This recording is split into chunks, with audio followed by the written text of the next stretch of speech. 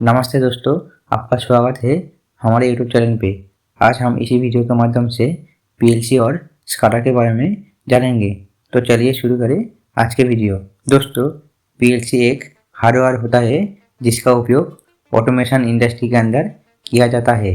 दोस्तों, PLC panel को कई सारी sensor, relay, automatic electrical components, display, magnetic conductor को एक साथ वायरिंग करके ऑटोमेटिक किया जाता है। इसलिए पीएलसी पैनल को प्रोग्रामेबल लॉजिक कंट्रोलर भी कहा जाता है। दोस्तों, पीएलसी पैनल को इस कारण से प्रोग्रामेबल कहा जाता है क्योंकि हम पीएलसी पैनल को अपनी इच्छानुसार प्रोग्रामिंग करके इंडस्ट्री के अंदर किसी भी डिवाइस या ऑटोमेटिक कन्वेयर सिस्टम को नियंत्रित कर सकते हैं। पीएलसी पैनल का मुख्य कार्य है इलेक्ट्रिकल उपकरण को सिग्नल भेजना और उस उपकरण को ऑटोमेटिक रूप से नियंत्रित करना। दोस्तों, उदाहरण के तौर पर मान लीजिए एक वाटर इंडस्ट्री है और ऐसा कहा गया है पानी के बोतल ऑटोमेटिक रूप से मशीन में सेट हो जाएगा और अपने आप एक एक करके बोतल में पानी भरता जाएगा। बोतल का ढक्कन अपने आप बंद हो जाएगा और सारी बोतलें एक साथ पैक हो जाएगा। दोस्तों, इस तरह अलग अलग इंडस्ट्री के अंदर पीएलसी पैनल को अपने हिसाब से प्रोग्रामिंग करके ऑटोमेशन किया जाता है। दोस्तों, पीएलसी की तरह और एक पैनल है जिसको हम आरएलसी बोलते हैं।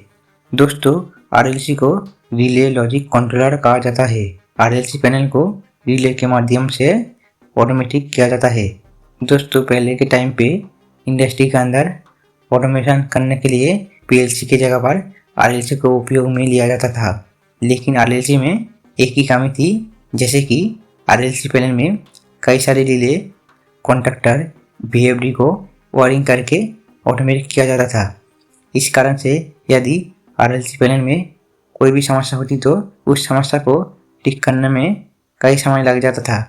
और अगर इंडस्ट्री के अंदर ऑटोमेशन सिस्टम को मॉडिफिकेशन करना पड़ता था तो फिर आरएलसी पैनल में ऐसा करना बहुत ही मुश्किल था। जैसे कि एक इंडस्ट्री के अंदर 2 कन्वेयर लाइन है और दोनों लाइन ही एक साथ चलती है।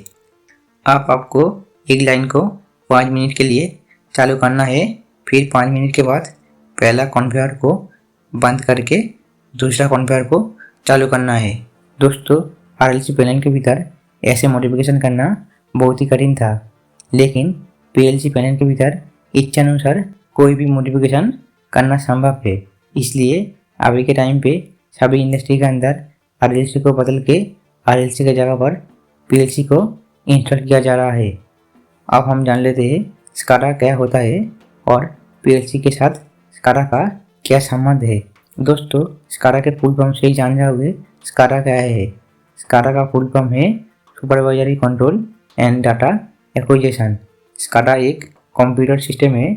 इसे इस तरह से डिजाइन किया गया है जो हर समय की डेटा को स्टोर करके रखता है और हम जब चाहे इस डेटा को देख सकते हैं। स्काडा का मेन काम है मॉनिटरिंग करना।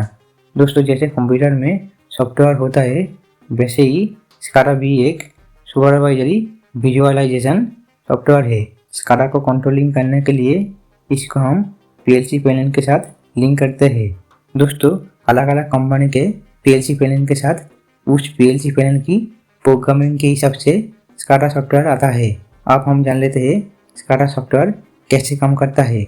दोस्तों, इंडस्ट्री के अंदर यदि एक पर्टिकुलर पर्सन को हर जगह जाकर ये देखना हो कि कोई मशीन या मोटर ठीक से काम कर रहा है या नहीं, तो ऐसा करना उस व्यक्ति के लिए संभव नहीं है।